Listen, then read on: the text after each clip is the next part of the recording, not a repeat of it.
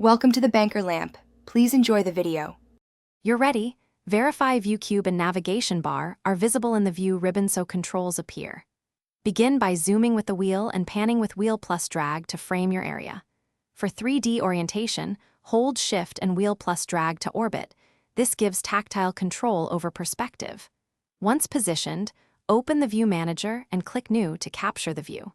Save now so you can restore exact orientation later. This avoids redoing precise camera placement during complex edits.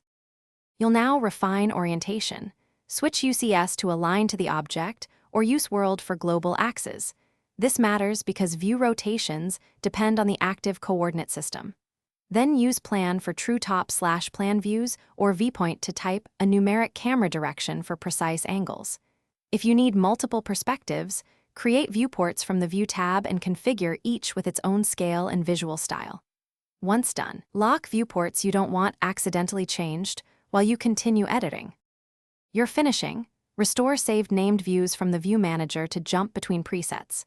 Make sure visual styles and layer visibility are set for clarity. Shaded, wireframe, or hidden lines each reveal different details. When plotting, check each viewport's scale and preview before export. If a view behaves unpredictably, reset the view cube or type uxicon/world to restore axes. This clears orientation glitches. Finally, save your drawing so the view states persist next time you open the file. Thanks for watching. If this was helpful, leave a like and consider subscribing. See you next time.